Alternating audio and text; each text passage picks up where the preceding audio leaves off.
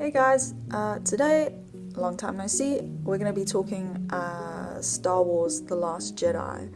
I promise there won't be any spoilers in relation to plot events, but at the same time, you may be able to read into things based on a few of the general comments that I say. So if you haven't seen the movie and you do want to go in dark with no prior knowledge or expectation, then probably stop watching this video now.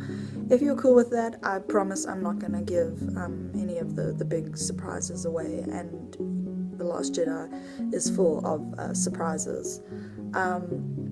I very much enjoyed the movie. I felt like it was a Star Wars movie made very much for contemporary audiences. My biggest gripe, and I enjoyed Force Awakens, was that it felt very, very manic, and The Last Jedi is a lot more measured. I did feel though that it's perhaps one action set piece too long. I felt like they could have cut. There's some stuff that happens on a casino planet, and I felt like a lot of that could have been chopped out of the movie. It didn't really add to anything but its running time.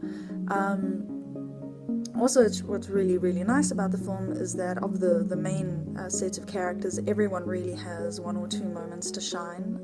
I was a little disappointed. I'm a big R2-D2 fan, and I felt that he was a bit shortchanged.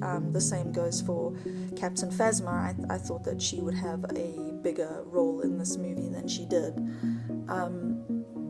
I did, however, really, really enjoy the new characters that were introduced to the series. Rose Tico, played by Kelly Marie Tran, is great.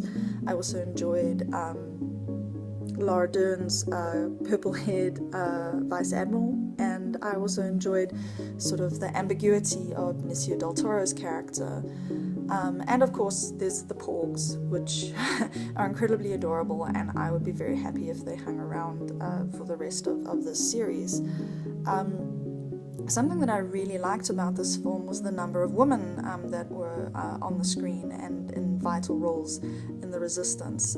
This was something that, as much as I love Rogue One, I felt that it really fell down in this department. It became one of the classic cases of like a single woman surrounded by men, while other women didn't really interact or have anything to do with matters. That was completely opposite in the case with The Last Jedi. Within the Resistance, there are a lot of women, both in leadership roles and just on the ground, like getting things done. So I really, really appreciated that. Also, there's no question that Star Wars has a bit of a political commentary going on, and I think with the new series coming through very strongly is the idea that you can't be complacent about fascists. If you don't do anything, the Nazis will come back. And I did it amused me that the First Order, two of the pivotal figures in it are these petulant, actually quite ridiculous white boys who don't even bother wearing masks anymore to hide their identities. They're very proud and loud and obnoxious, and yeah, that's it. I also felt that this movie is very much a product of the times we live in that we are operating in terms of pop culture in the age of Game of Thrones. Now, what does that mean? I think that's pretty much a case of you can't expect every character to be safe. You can't believe that everyone's going to make it to the end of a movie or a TV series, and I felt that was very much a case with The Last Jedi. There were a lot of deaths and a lot of resolutions that I honestly wasn't expecting until Episode 9.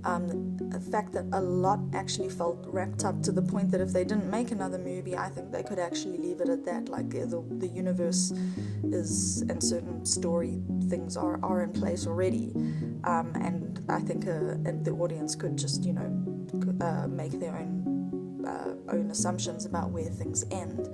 But it was a little odd, like that it was there were so many definite endings for a lot of things. Overall, it actually reminded me a lot.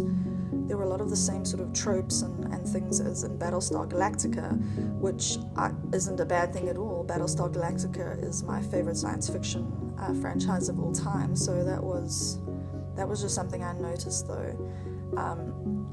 I probably would end up giving The Last Jedi a very solid, and for me quite high, 8.5 out of 10. It's one to catch if you have some time during the holiday season.